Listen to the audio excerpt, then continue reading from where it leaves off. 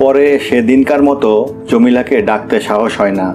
নিবন্ত হুঁকাটা পাশে নামিয়ে রেখে সিঁড়ির কাছাকাছি গুম হয়ে বসেছিল মজিদ। তার দিকে চেয়ে ভয় হয় যে ডাকার আওয়াজে সহসা সে জেগে উঠবে, চাকা ক্রোধ হঠাৎ ফেটে পড়বে। নিঃশ্বাস রুদ্ধ করা আশঙ্কার মধ্যে তবুও যে নীরবতা এখনো অক্ষুণ্ণ আছে তা ভেঙে টুকরো টুকরো হয়ে যাবে। তাই উঠানটা পেরোতে গিয়ে সতর্কভাবে হাঁটে রহিমা, নিঃশব্দে আর আলগোছে। কিন্তু এদিকে তার মাথা ঝিমঝিম করে। জমিলার বাইরে যাওয়ার কথা যখনই ভাবে তখনই তার মাথা ঝিমঝিম করে ওঠে। মনে মনে কেমন ভীতিও বোধ করে। লতার মতো মেয়েটি যেন এ সংসারে ফাটল ধরিয়ে দিতে এসেছে। ঘরে সে যেন বালা ডেকে আনবে, আর মাজার পাকের দোয়ায় যে সংসার গড়ে উঠেছে সে সংসার ধূলিসাৎ হয়ে যাবে। ওদিক থেকে রহিমা সিঁড়ির দিকে এলে মজিদ হঠাৎ ডাকে, বিবি শোনো, তোমার লগে কথা আছে। সে নিরুত্তরে পাশে এসে দাঁড়ালে মজিদ মুখ তুলে তাকায় তার পানে। সংকীর্ণ দাওয়ার ওপর একটি কুপি বসানো। তার আবছা আলো কয়েক হাত দূরে দাঁড়িয়ে থাকা রহিমার মুখকে অস্পষ্ট করে তোলে। সেদিকে তাকিয়ে মজিদের ঠোঁট যেন কেমন থরথর করে কেঁপে ওঠে। বিবি, কারে বিয়া করলাম? তুমি কি বদদুয়া দিছিলানি? শেষোক্ত কথাটা তড়িৎ বেগে আহত করে রহিমাকে। তৎক্ষণাৎ সে ক্ষুণ্ণ কণ্ঠে উত্তর দেয়, তওবা তওবা, কি যে কন। কিন্তু তারপর তার কথা গুলিয়ে যায়। মুখ তুলে তাকিয়েই থাকে মজিদ। অস্পষ্ট আলোর মধ্যে স্থির হয়ে দাঁড়িয়ে আছে রহিমা। মুখের একপাশে গাঢ় ছায়া, চোখ দুটো ভেজা মাটির মতো নরম। মুহূর্তের মধ্যে মজিদ উপলব্ধি করে যে চওড়া ও রংশূন্য নিস্পৃহ মানুষ রহিমা মনে নেশা না জাগালেও তারই উপর সে নির্ভর করতে পারে। তার আনুগত্য ধ্রুবতারার মতো অনড়, তার বিশ্বাস পর্বতের মতো অটল। সে তার ঘরের খুঁটি। হঠাৎ দমকা হওয়ার মতো নিঃশ্বাস ফেলে জীবনে প্রথম হয়তো কোমল হয়ে এবং নিজের সত্তার কথা ভুলে গিয়ে সে রহিমাকে বলে, কও বিবি, কি করলাম? আমার বুদ্ধিতে জানি কুলায় না, তোমারে জিগাই, তুমি কও। রাতের ঘনিষ্ঠতার মধ্যেও কখনো এমন সহজ সরল পরমাত্মীয়ের কথা মজিদ বলে না। তাই ঝট করে রহিমা তার অর্থ বোঝে না। অকারণে মাথায় ঘোমটা টানে। তারপর ঈষৎ চমকে উঠে তাকায় স্বামীর পানে। তাকিয়ে নতুন এক মজিদকে দেখে। তার শীর্ণ মুখের একটি পেশিও এখন সচেতনভাবে টান হয়ে নেই। এতদিনের সহবাসের ফলেও যে চোখের সঙ্গে তার পরিচয় ঘটেনি সে চোখ এই মুহূর্তে কেমন অস্ত্রশস্ত্র ছেড়ে নির্ভেজাল হৃদয় নিয়ে যেন তাকিয়ে আছে। দেখে একটা অভূতপূর্ব ব্যথা বিদীর্ণ আনন্দভাব ছেয়ে আসে রহিমার মনে। তারপর পুলক শিহরণে পরিণত হয়ে ধীরে ধীরে ছড়িয়ে পড়ে সারা দেহে। সে পুলক শিহরণের অজস্র ঢেউয়ের মধ্যে জমিলার মুখ তলিয়ে যায়, তারপর ডুবে যায় চোখের আড়ালে। হঠাৎ ঝামটা দিয়ে রহিমা বলে, কি কমু, মায়াটা জানি কেমন পাগলি। তা আপনি এলেমদার মানুষ, দোয়া পানি দিলে ঠিক হইয়া যাইমনি সব। পরদিন থেকে শিক্ষা শুরু হয় জমিলার। ঘুম থেকে উঠে বাসি খিচুড়ি গোগ্রাসে গিলে খেয়ে সে উঠানে নেমেছে এমন সময় মজিদ ফিরে আসে বাইরে থেকে। এ সময় সে বাইরেই থাকে। ফজরের নামাজ পড়ে সারা সকাল কোরআন শরীফ পাঠ করে। আজ নামাজ পড়েই সোজা ভেতরে চলে এসেছে। মজিদের মুখ গম্ভীর। ততোধিক গম্ভীর কণ্ঠে জমিলাকে ডেকে বলে, কাল তুমি আমার বেইজ্জতি করিছো। খালি তা না, তুমি তানারে নারাজ করছো। আমার দিলে বড় ডর উপস্থিত হইছে। আমার উপর তানার এতবার না থাকলে আমার সর্বনাশ হইব। একটু থেমে মজিদ আবার বলে, আমার দয়ার শরীর, অন্য কেউ হইলে তোমারে 2 লাথি দিয়া বাপের বাড়ি পাঠাইয়া দিত। আমি দেখলাম তোমার শিক্ষা হয় নাই, তোমারে শিক্ষা দেওয়ান দরকার। তুমি আমার বিবি হইলে কি হইব, তুমি নাজুক শিশু। জমিলা আগাগোড়া মাথা নিচু করে শোনে। তার চোখের পাতাটি পর্যন্ত একবার নড়ে না। তার দিকে কয়েক মুহূর্ত চেয়ে থেকে মজিদ একটু রুক্ষ গলায় প্রশ্ন করে, হনসনি কি কইলাম? কোনো উত্তর আসে না জমিলার কাছ থেকে। তার নির্বাক মুখের পানে কতক্ষণ চেয়ে থেকে মজিদের মাথায় সেই চিনচিনে রাগটা চড়তে থাকে। কণ্ঠস্বর আরো রুক্ষ করে সে বলে, দেখো বিবি, আমারে রাগায়ও না। কাল যে কামটা করছো তারপরেও আমি চুপচাপ আছি এই কারণে যে আমার শরীরটা বড়ই দয়ার। কিন্তু বাড়াবাড়ি করিও না কইয়া দিলাম। কোনো উত্তর পাবে না জেনেও আবার কতক্ষণ চুপ করে থাকে মজিদ। তারপর ক্রোধ সংযত করে বলে, তুমি আজ রাইতে তারাবি নামাজ পড়বা, তারপর মাজারে গিয়া তানার কাছে মাফ চাইবা। তানার নাম মোদাস্সের। কাপড়ে ঢাকা মানুষরে কোরআনের ভাষায় কয় মোদাস্সের। শালু কাপড়ে ঢাকা মাজারের তলে কিন্তু তানি ঘুমাইয়া নাই, তিনি সব জানেন, সব দেখেন। তারপর মজিদ একটা গল্প বলে যে একবার রাতে এশার নামাজের পর সে গেছে মাজার ঘরে। কখন তার অজু ভেঙে গিয়েছিল খেয়াল করেনি।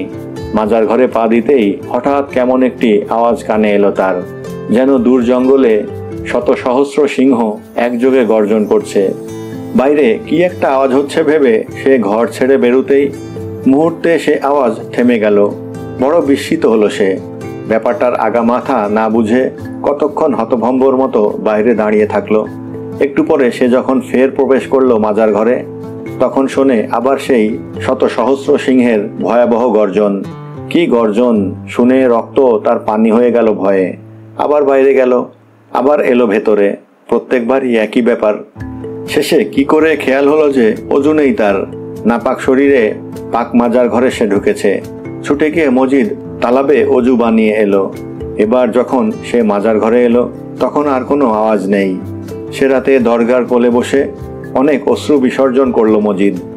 গল্পটা মিথ্যে এবং সজ্ঞানে ও সুস্থ দেহে মিথ্যে কথা বলেছে বলে মনে মনে তওবা কাটে মজিদ। জমিলার মুখের দিকে চেয়ে মজিদের মনের আফসোস ঘোচে।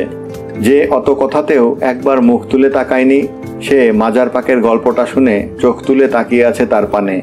চোখে কেমন ভীতির ছায়া। বাইরে অটুট গাম্ভীর্য বজায় রাখলেও মনে মনে মজিদ কিছু খুশি না হয়ে পারে না। সে বোঝে তার শ্রম সার্থক হবে, তার শিক্ষা ব্যর্থ হবে না।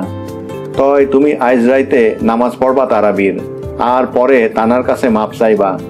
জমিলা ততক্ষণে চোখ নামিয়ে ফেলেছে, কথার কোনো উত্তর দেয় নাই। তারাবি হোক আর যাই হোক, সে রাতে দীর্ঘকাল সময় জমিলা জায়নামাজে ওঠা বসা করে। ঘর সংসারের কাজ শেষ করে রহিমা যখন ভেতরে আসে তখনও তার নামাজ শেষ হয়নি। দেখে মন তার খুশিতে ভরে ওঠে। ও ঘরে মজিদ হুঁকায় দম দেয়। আওয়াজ শুনে শুনে মনে হয় তার ভেতরটাও কেমন তৃপ্তিতে ভরে উঠেছে। রহিমা অজু বানিয়ে এসেছে, সেও এবার নামাজটা সেরে নেয়। তারপর পা টিপতে হবে কিনা এ কথা জানার অজুহাতে মজিদের কাছে গিয়ে আভাসে ইঙ্গিতে মনের খুশির কথা প্রকাশ করে। উত্তরে মজিদ ঘন ঘন হুঁকায় টান মারে আর চোখটি পিটপিট করে আত্মসচেতনতায়। রহিমা কিছুক্ষণের জন্য শতপ্রবৃত্ত হয়ে স্বামীর পা টেপে। হাড়সম্বল কঠিন পা, মৃতের মতো শীতল শুষ্ক তার চামড়া, কিন্তু গভীর ভক্তি ভরে সে পা টেপে রহিমা। ঘুণধরা হাড়ের মধ্যে যে ব্যথার রস টনটন করে তার আরাম করে। সুখভোগ নীরবেই করে মজিদ। হুঁকায় তেজ কমে এসেছে, তবু টেনে চলে। কানটা ওধারে। নীরবতার মধ্যে ওঘর হতে থেকে থেকে কাঁচের চুড়ির মৃদু ঝংকার ভেসে আসে। সে কান পেতে শোনে সে ঝংকার। সময় কাটে। রাত গভীর হয়ে ওঠে বাঁশঝাড়ে, গাছের পাতায় আর মাঠে ঘাটে। এক সময় রহিমা আস্তে উঠে চলে যায়। মজিদের চোখেও একটু তন্দ্রার মতো ভাব নামে। একটু পরে সহসা চমকে জেগে উঠে সে কান খাড়া করে। ওধারে পরিপূর্ণ নীরবতা। সে নীরবতার গায়ে আর চুড়ির চিকন আওয়াজ নেই। ধীরে ধীরে মজিদ ওঠে। ও ঘরে গিয়ে দেখে জায়নামাজের ওপর জমিলা সেজদা হয়ে আছে। এখনই উঠবে এই অপেক্ষায় কয়েক মুহূর্ত দাঁড়িয়ে থাকে মজিদ। জমিলা কিন্তু ওঠে না। ব্যাপারটা বুঝতে এক মুহূর্ত বিলম্ব হয় না মজিদের। নামাজ পড়তে পড়তে সেজদায় গিয়ে হঠাৎ সে ঘুমিয়ে পড়েছে।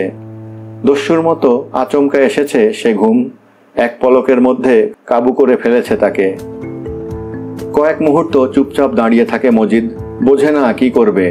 তারপর সহসা আবার সেই চিনচিনে ক্রোধ তার মাথাকে উত্তপ্ত করতে থাকে। নামাজ পড়তে পড়তে যার ঘুম এসেছে তার মনে ভয় নেই, এ কথা স্পষ্ট। মনে নিদারুণ ভয় থাকলে মানুষের ঘুম আসতে পারে না কখনো। এবং এত করেও যার মনে ভয় হয়নি তাকে এবার ভয় হয় মজিদের। হঠাৎ দ্রুত পায়ে এগিয়ে গিয়ে সেদিনের মতো এক হাত ধরে হ্যাঁচকা টান মেরে বসিয়ে দেয় জমিলাকে। জমিলা চমকে উঠে তাকায় মজিদের পানে। প্রথমে চোখে জাগে ভীতি, তারপর সে চোখ কালো হয়ে আসে। মজিদ গো গো করে ক্রোধে। রাতের নীরবতা এত ভারী যে গলা ছেড়ে চিৎকার করতে সাহস হয় না। কিন্তু একটা চাপা গর্জন নিঃসৃত হয় তার মুখ দিয়ে, যেন দূর আকাশে মেঘ গর্জন করে গড়ায় গড়ায়। তোমার এত দুঃসাহস! তুমি জায়নামাজে ঘুমাইছো?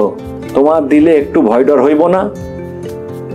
জমিলা হঠাৎ থরথর করে কাঁপতে শুরু করে, ভয়ে নয় ক্রোধে। গোলমাল শুনে রহিমা পাশের বিছানা থেকে উঠে এসেছিল। সে জমিলার কঁপুনি দেখে ভাবল দুরন্ত ভয় বুঝি পেয়েছে মেয়েটার। কিন্তু গর্জন করছে মজিদ, গর্জন করছে খোদাতাআলার ন্যায়বাণী, তার নাখোশ দিল। মজিদের ক্রোধ তো তাঁরই বিদ্যুৎ ছটা, তাঁরই ক্রোধের ইঙ্গিত। কি আর বলবে রহিমা? নিদারুণ ভয়ে সেও অসাড় হয়ে থাকে, তবে জমিলার মতো কাঁপে না। বাক্যবান নিষ্ফল দেখে আরেকটা হ্যাঁচকা টান দেয় মজিদ। শোয়া থেকে আচমকা একটা টানে যে উঠে বসেছিল তাকে তেমনি একটা টান দিয়ে দাঁড় করাতে বেগ পেতে হয় না, বরঞ্চ কিছু বুঝে উঠবার আগেই জমিলা দেখে যে সে দাঁড়িয়ে আছে, যদিও খুব শক্তভাবে নয়। তারপর সে আপন শক্তিতে সুস্থির হয়ে দাঁড়ালো এবং কাঁপতে থাকা ঠোঁটকে উপেক্ষা করে শান্ত দৃষ্টিতে একবার নিজের ডান হাতের কবজির পানে তাকালো। হয়তো ব্যথা পেয়েছে, কিন্তু ব্যথার স্থান শুধু দেখল, তাতে হাত বুলালো না। বুলাবার ইচ্ছা থাকলেও অবসর পেল না, কারণ আরেকটা হ্যাঁচকা টান দিয়ে মজিদ তাকে নিয়ে চলল বাইরের দিকে। উঠানটা তখনও পেরোয়নি। বিভ্রান্ত জমিলা হঠাৎ বুঝল কোথায় সে যাচ্ছে। মজিদ তাকে মাজারে নিয়ে যাচ্ছে। তারাবির নামাজ পড়ে মাজারে গিয়ে মাফ চাইতে হবে, সে কথা মজিদ আগেই বলেছিল। এবং সেই থেকে একটা ভয়ও জেগে উঠেছিল জমিলার মনে। মাজারের ত্রিসীমানায় আজ পর্যন্ত ঘেঁষেনি সে। সকালে আজ মজিদ যে গল্পটা বলেছিল, তারপর থেকে মাজারের প্রতি ভয়টা আরও ঘনীভূত হয়ে উঠেছে। মাঝ উঠানে হঠাৎ বেঁকে বসল জমিলা। মজিদের টানে স্রোতে ভাসা তৃণখণ্ডের মতো ভেসে যাচ্ছিল। এখন সে সমস্ত শক্তি সংযোগ করে মজিদের বজ্রমুষ্টি হতে নিজের হাতটা ছাড়িয়ে নেবার চেষ্টা করতে লাগলো। অনেক চেষ্টা করেও হাত যখন ছাড়াতে পারল না, তখন সে অদ্ভুত একটা কাণ্ড করে বসল। হঠাৎ সোজা হয়ে মজিদের বুকের কাছে এসে পিচ করে তার মুখে থুতু নিক্ষেপ করল। পেছনে পেছনে রহিমা আসছিল কম্পিত বুক নিয়ে। আবছা অন্ধকারে ব্যাপারটা ঠিক ধরতে পারল না। এও বুঝল না মজিদ অমন বজ্রাহত মানুষের মতো ঠায় দাঁড়িয়ে রয়েছে কেন। কিছু না বুঝে সে বুকের কাছে আঁচল শক্ত করে ধরে থ হয়ে দাঁড়িয়ে রইল। মজিদ যেন সত্যি বজ্রাহত হয়েছে। জমিলা এমন একটা কাজ করেছে যা কখনো স্বপ্নেও ভাবতে পারেনি কেউ করতে পারে। যার কথায় গ্রাম ওঠে বসে, যার নির্দেশে খালেক ব্যাপারীর মতো প্রতিপত্তিশালী লোকও বউ তালাক দেয়, দ্বিরুক্তি মাত্র করে না, যার পা খদি ভাবমত্ত লোকেরা চুম্বনে চুম্বনে সিক্ত করে দেয়, তার প্রতি এমন চরম অশ্রদ্ধা কেউ দেখাতে পারে, সে কথা ভাবতে না পারাই স্বাভাবিক। হঠাৎ অন্ধকার ভেদ করে মজিদ রহিমার পানে তাকালো। তাকিয়ে অদ্ভুত গলায় বলল, হে আমার মুখে থুতু দিল। একটু পরে অন্ধকার থেকে তীক্ষ্ণ কণ্ঠে আর্তনাদ করে উঠল রহিমা, কি করলা বোন তুমি, কি করলা? তীক্ষ্ণ আর্তনাদে কি ছিল কে জানে, কিন্তু ক্রোধে থরথর করে কাঁপতে থাকা জমিলা হঠাৎ স্তব্ধ হয়ে গেল মনে প্রাণে। কি একটা গভীর অন্যায়ের তীব্রতায় খোদার আরশ পর্যন্ত যেন কেঁপে উঠেছে। মজিদ রহিমার চিৎকার শুনল কি শুনল না, কিন্তু ওধারে তাকালো না, কোনো কথাও বলল না। আরও কিছুক্ষণ সে স্তম্ভিতভাবে দাঁড়িয়ে থেকে হঠাৎ হাত কাটা ফতুয়ার নিম্নাংশ দিয়ে মুখটা মুছে ফেলল। ইতিমধ্যে তার ডান হাতের বজ্রকঠিন মুঠোর মধ্যে জমিলার হাতটি টিলা হয়ে গেছে। সে হাত ছাড়িয়ে নেবার আর চেষ্টা নেই। বন্দি হয়ে আছে বলে প্রতিবাদ নেই। তার হাতের লাইটটা মাছের মতো হাড়গোড়হীন তুলতুলে নরম ভাব দেখে মজিদ অসতর্ক হবার কোনো কারণ দেখল না। সে নিজের বজ্রমুষ্টিকে আরও কঠিনতর করে তুলল। তারপর হঠাৎ দু পা এগিয়ে এসে এক নিমেষে তাকে পাজাকোলা করে শূন্যে তুলে আবার দ্রুত পায়ে হাঁটতে লাগলো বাইরের দিকে। ভেবেছিল হাত পা ছোড়াছুড়ি করবে জমিলা, কিন্তু তার ক্ষুদ্র অপরিণত দেহটা নেতিয়ে পড়ে থাকলো মজিদের অর্ধচক্রাকারে প্রসারিত দুই বাহুতে। এত নরম তার দেহের ঘনিষ্ঠতা যে তারার ঝলকানির মতো। এক মুহূর্তের জন্য মজিদের মনে ঝলকে ওঠে একটা আকুলতা, তাকে তার বুকের মধ্যে ফুলের মতো নিষ্পেষিত করে ফেলবার। কিন্তু সে ক্ষুদ্র লতার মতো মেয়েটির প্রতি ভয়টা দুর্দান্ত হয়ে উঠল। এবারেও সে অসতর্ক হলো না। এখন গা ঢেলে নিস্তেজ হয়ে থাকলে কি হবে? বিষাক্ত সাপকে দিয়ে কিছু বিশ্বাস নেই। জমিলাকে সোজা মাজার ঘরে নিয়ে ধপাস করে তার পাদপ্রান্তে বসিয়ে দিল মজিদ। ঘর অন্ধকার। বাইরে থেকে আকাশের যে অতি ম্লান আলো আসে তা মাজার ঘরের দরজাটিকেই কেবল রেখায়িত করে রাখে। এখানে সে আলো পৌঁছায় না। এখানে যেন মৃত্যুর আর ভিন্ন অপরিচিত দুনিয়ার অন্ধকার। সে অন্ধকারে সূর্য নেই, চাঁদ তারা নেই, মানুষের কুপি লণ্ঠন বা চকমকির পাথর নেই। খুন হওয়া মানুষের তীক্ষ্ণ আর্তনাদ শুনে অন্ধের চোখে দৃষ্টির জন্য যে তীব্র ব্যাকুলতা জাগে, তেমনি একটা ব্যাকুলতা জাগে অন্ধকারের গ্রাসে জ্যোতিহীন জমিলার চোখে। কিন্তু সে দেখে না কিছু, কেবল মনে হয় চোখের সামনে অন্ধকারই যেন অধিকতর গাঢ় হয়ে রয়েছে। তারপর হঠাৎ যেন ঝড় ওঠে, অদ্ভুত ক্ষিপ্রতায় ও দুরন্ত বাতাসের মতো বিভিন্ন সুরে মজিদ দোয়া দরুদ পড়তে শুরু করে। বাইরের আকাশ নীরব, কিন্তু ওর কণ্ঠে জেগে ওঠে দুনিয়ার যত অশান্তি আর মরণ ভীতি, সর্বনাশা ধ্বংস থেকে বাঁচবার তীব্র ব্যাকুলতা। মজিদের কণ্ঠের ঝড় থামে না। জমিলা স্তব্ধ হয়ে বসে থাকে সামনের দিকে। মাছের পিঠের মতো একটা ঘনবর্ণ স্তূপ রেখায়িত হয়ে ওঠে সামনে। মাজারের অস্পষ্ট চেহারার দিকে তাকিয়ে তাকিয়ে জমিলার ভীত চঞ্চল মনটা কিছু স্থির হয়ে এসেছে। এমনই সময়ে বুক ফাটা কণ্ঠে মজিদ হে হে করে উঠল। তার দুঃখের তীক্ষ্ণতার সে কি ধার, অন্ধকারকে যেন চিড়াচর করে দুফাঁক করে দিল। সভয়ে চমকে উঠে জমিলা তাকালো স্বামীর পানে। মজিদের কণ্ঠে তখন আবার দোয়া দরুদের ঝড় জেগেছে। আজ ঝড়ের মুখে পড়া ক্ষুদ্র পল্লবের মতো ঘূর্ণায়মান তার অশান্ত উদ্ভ্রান্ত চোখ। একটু পরে হঠাৎ জমিলা আর্তনাদ করে উঠল। আওয়াজটা জোরালো নয়, কারণ একটা প্রচণ্ড ভীতি তার গলা দিয়ে যেন আস্ত হাত ঢুকিয়ে দিয়েছে। তারপর সে চুপ করে গেল। কিন্তু ঝড়ের শেষ নেই, ওঠানামা আছে, দিক পরিবর্তন আছে, শেষ নেই। এবং শেষ নেই বলে মানুষের আশ্বাসের ভরসা নেই। ধা করে জমিলা উঠে দাঁড়ালো, কিন্তু মজিদও ক্ষিপ্রভাবে উঠে দাঁড়ালো। জমিলা দেখল পথ বন্ধ। যে ঝড়ের উদ্দামতার জন্য নিঃশ্বাস ফেলবার জো নেই, সে ঝড়ের আঘাতেই ডালপালা ভেঙে পথ বন্ধ হয়ে গেছে। একটু দূরে খোলা দরজা, তারপর অন্ধকার আর তারাময় আকাশের অসীমতা। এইটুকুন পথ পেরোবার উপায় নেই।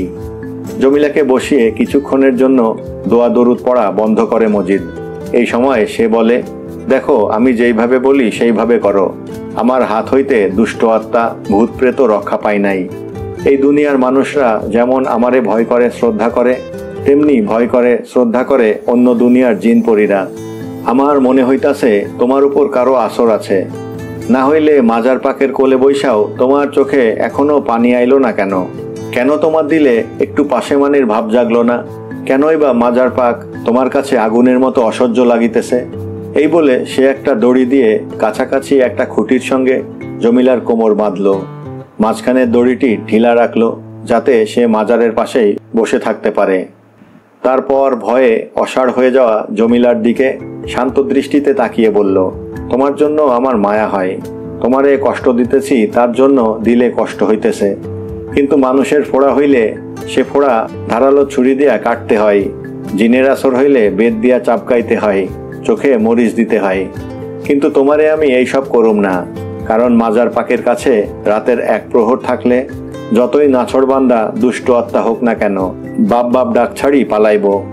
কাল তুমি দেখবা দিলে তোমার খোদার ভয় হইছে, স্বামীর প্রতি ভক্তি আইছে, মনে আর শয়তানি নাই। মনে মনে মজিদ আশঙ্কা করেছিল জমিলা হঠাৎ তারস্বরে কাঁদতে শুরু করবে। কিন্তু আশ্চর্য, জমিলা কাঁদলও না, কিছু বললও না। দরজার পানে তাকিয়ে মূর্তির মতো বসে রইল। কয়েক মুহূর্ত তার দিকে সন্ধানী দৃষ্টিতে তাকিয়ে থেকে সে গলা উঁচিয়ে বলল, ঝাপটা দিয়া গেলাম, কিন্তু তুমি চুপ কইরা থাইকো না, দোয়া দরুদ পড়ো, খোদার কাছে আর টানার কাছে মাপ চাও। তারপর সে ঝাঁপ দিয়ে চলে গেল। ভেতরে বেড়ার কাছে তখনও দাঁড়িয়ে রহিমা। মজিদকে দেখে সে অস্ফুট কণ্ঠে প্রশ্ন করল, হে কই? মাজারে, ওর ওপর আসর আছে। মাজারে কিছুক্ষণ থাকলে বাপ বাপ ডাক ছাড়ি পালাইব হে জিন। ও ভয় পাইব না? হঠাৎ থমকে দাঁড়ালো মজিদ, বিস্মিত হয়ে বলল, কি যে কও তুমি বিবি? মাজার পাকের কাছে থাকলে কিসের ভয়? ভয় যদি কেউ পায়, তা ওই দুষ্ট জিনটাই পাইব, যে আমার মুখে পর্যন্ত থুতু দিছে। কথাটা মনে হতেই দাঁত কড়মড় করে উঠল মজিদের। দম খিচে ক্রোধ সংবরণ করে সে আবার বলল, তুমি ঘরে গিয়ে আসো বিবি। রহিমা ঘরে চলে গেল।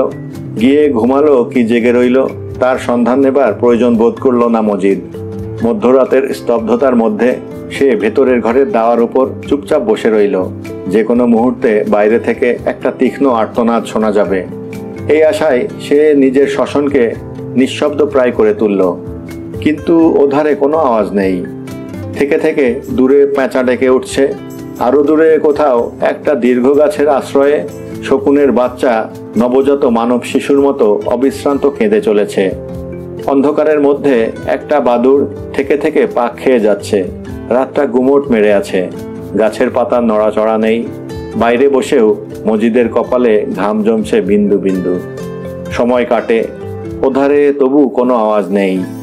মুমূর্ষ রোগীর পাশে শেষ নিঃশ্বাস ত্যাগের অপেক্ষায় অনাত্মীয় সুহৃদ লোক যেমন নিশ্চল হয়ে বসে থাকে, তেমনি বসে থাকে মজিদ। গাছের পাতার মতো তারও নড়াচড়া নেই। আরও সময় কাটে। এক সময় মজিদ বয়সের দোষে বসে থেকেই একটু আলগোছে ঝিমিয়ে নেয়। তারপর দূর আকাশে মেঘগর্জনে শুনে চমকে উঠে চোখ মেলে তাকায় দিগন্তের দিকে। সে রাত যেখানে এখন অপেক্ষাকৃত তরল হয়ে আসার কথা, সেখানে ঘনীভূত মেঘস্তূপ।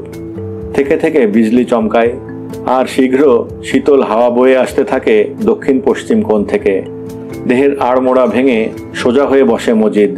মুখে পালক স্পর্শের মতো সে শিরশিরে শীতল হাওয়া বেশ লাগে, এবং সেই আরামে কয়েক মুহূর্ত চোখও বোঝে সে। কিন্তু কান খাড়া হয়ে ওঠার সাথে সাথে চোখটাও তার খুলে যায়। সে দেখে না কিছু, শোনেও না কিছু, মেঘ দেখা ছাড়া। এবার সে শুনতে চায়, কিন্তু ওধারে এখনো প্রগাঢ় নীরবতা। আর কতক্ষণ, নড়ে চড়ে ভাবে মজিদ। তারপর নিরলস দৃষ্টি দিয়ে দক্ষিণ পশ্চিম কোণ হতে দ্রুত গতিতে এগিয়ে আসতে থাকা ঘন কালো মেঘের পানে তাকিয়ে থাকে। ইতিমধ্যে রহিমা একবার ছায়ার মতো এসে ঘুরে যায়। ওর দিকে মজিদ তাকায়ও না একবার। না ঘুমিয়ে অত রাতে সে কেন ঘুরছে ফিরছে, একথা জিজ্ঞাসা করবার কোনো তাগিদও বোধ করে না। তার মনে যেন কোনো প্রশ্ন নেই, নেই অস্থিরতা। অপেক্ষা থাকলেও, এবং সে অপেক্ষা যুগ যুগ ব্যাপী দীর্ঘ হলেও, কোনো উদ্বেগ আসবে না। কিছু দেখবার নেই বলেই যেন সে বসে বসে মেঘ দেখে। মেঘগর্জন নিকটতর হয়। এবার যখন বিদ্যুৎ চমকায়, তখন সারা দুনিয়া ঝলসে উঠে সাদা হয়ে যায়। কয়েক মুহূর্তের জন্য উদ্ভাসিত অত্যুজ্জ্বল আলোর মধ্যে নিজেকে উলঙ্গবোধ হলেও মজিদ চিরে দুফাক হয়ে যাওয়া আকাশ দেখে, এ মাথা থেকে সে মাথা। তারপর পেঁচার মতো মুখ গোমড়া করে তাকিয়ে থাকে অন্ধকারের পানে। সে অন্ধকারে তবু চোখ পিটপিট করে আশায় আর আকাঙ্ক্ষায়। সে আশা আকাঙ্ক্ষা অবসর উপভোগীর অলস বিলাস মাত্র। চোখ তার পিটপিট করে আর পুনর্বার বিদ্যুৎ চমকানোর অপেক্ষায় থাকে। খোদার কুদরত, প্রকৃতির লীলা দেখবার জন্যই যেন সে বসে আছে ঘুম না গিয়ে, আরাম না করে। হয়তোবা সে এবাদত করে, এবাদতের রকমের শেষ নেই। প্রকৃতির লীলা চেয়ে চেয়ে দেখাও এক ধরনের এবাদত। আসন্ন ঝড়ের আশঙ্কায় আকাশ অনেকক্ষণ থমথমে। রাতও কাটি কাটি করে কাটে না। পাড়া গাঁয়ের থিয়েটারের জবনিকার মতো সময় পেরিয়ে গেলেও রাত্রির জবনিকা ওঠে না। প্রকৃতি অবলোকনের এবাদতই যদি করে থাকে মজিদ, তবে ঈষৎ বিরক্তি ধরে যেন, কারণ ভ্রুর কাজটা একটু কুঁচকে যায়। তারপর হঠাৎ ঝড় আসে। দেখতে না দেখতে সারা আকাশ ছেয়ে যায় ঘন কালো মেঘে।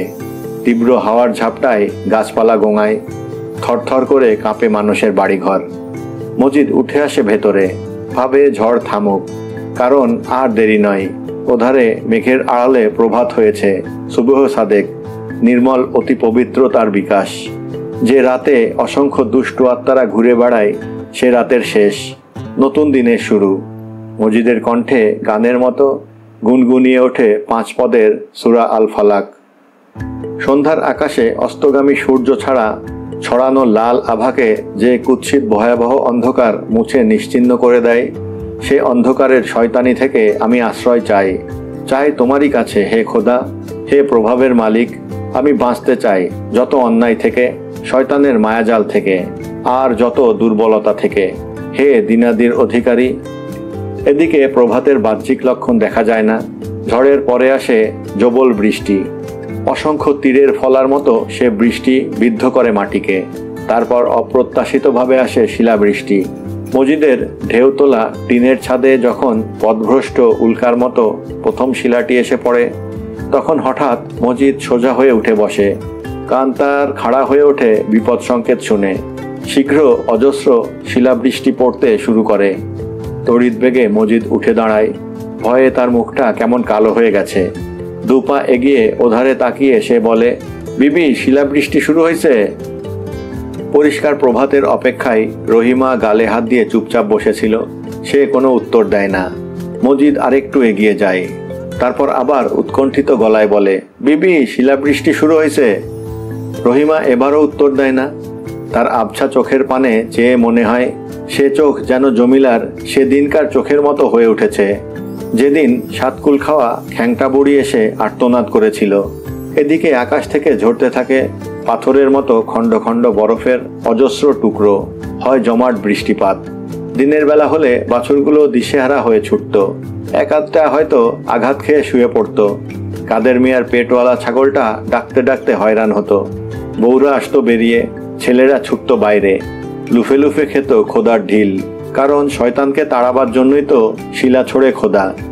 ছেলে ছোকরারা আনন্দ করলেও বয়স্ক মানুষের মুখ কালো হয়ে আসে, তা দিন রাতে যখনই শিলাবৃষ্টি হোক না কেন, কারণ মাঠে মাঠে নধর কচি ধান ধ্বংস হয়ে যায়।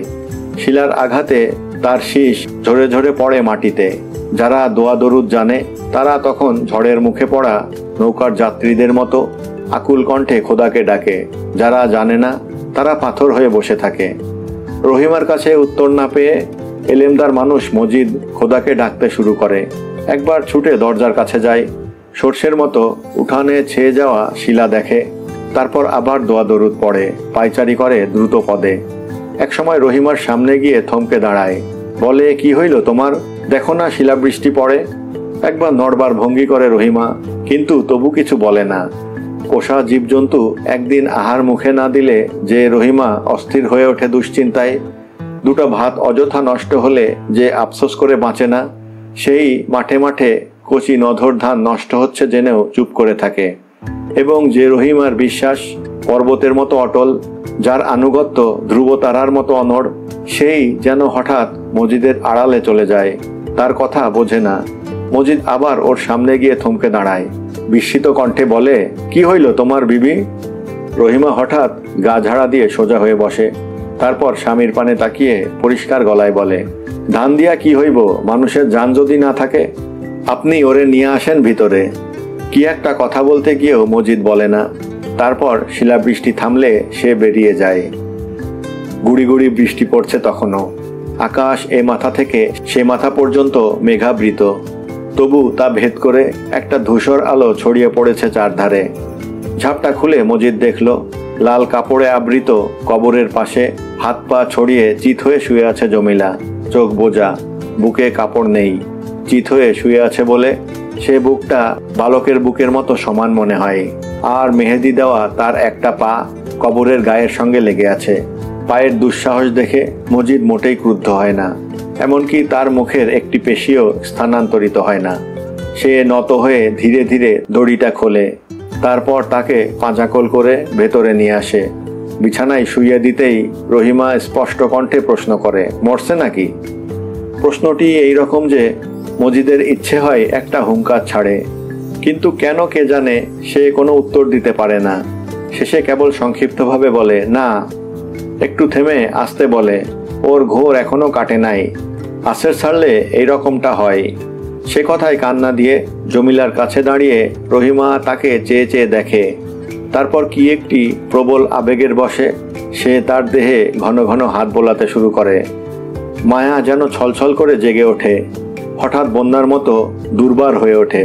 তার কম্পমান আঙুলে সে বন্যার উচ্ছ্বাস জাগে, তারই আবেগে বারবার চোখ বুজে আসে। মজিদ অদূরে বিমূঢ় হয়েই দাঁড়িয়ে থাকে। মুহূর্তের মধ্যে কেয়ামত হবে। মুহূর্তের মধ্যে মজিদের ভেতরেও কি যেন একটা ওলটপালট হয়ে যাবার উপক্রম করে। একটা বিচিত্র জীবন আদিগন্ত উন্মুক্ত হয়ে ক্ষণকালের জন্য প্রকাশ পায় তার চোখের সামনে। আর একটা সত্যের সীমানায় পৌঁছে জন্মবেদনার তীক্ষ্ণ যন্ত্রণা অনুভব করে মনে মনে, কিন্তু শেষ পর্যন্ত টাল খেয়ে সে সামলে নেয় নিজেকে। গলা কেশে মজিদ বলে, দুনিয়াটা বিবি বড় কঠিন পরীক্ষা ক্ষেত্র, দয়ামায়া সকলেরই আছে, কিন্তু তা যেন তোমারে আধা না করে। তারপর সে বেরিয়ে যায়, বেরিয়ে মাঠের দিকে হাঁটতে শুরু করে। ইতিমধ্যে ক্ষেতের প্রান্তে লোক জমা হয়েছে অনেক, কারো মুখে কথা নেই। মজিদকে দেখে কে একজন হাহাকার করে উঠে বলে, সব তো গেল, এইবার নিজেই বা খামুকি, পোলাপাইনদেরই বা দিমুকি। মজিদের বিনিদ্র মুখটা বৃষ্টি ঝরা প্রভাতের ম্লান আলোয় বিবর্ণ কাঠের মতো শক্ত দেখায়। সে কঠিনভাবে বলে, নাফরমানি করিও না, খোদার ওপর তোয়াক্কল রাখো। এরপর আর কারো মুখে কথা জোগায় না। সামনে খেতে খেতে ব্যাপ্ত হয়ে আছে ঝরে পড়া ধানের ধ্বংসস্তূপ। তাই চেয়ে চেয়ে দেখে, চোখে ভাব নেই, বিশ্বাসের পাথরে যেন খোদাই সে চোখ।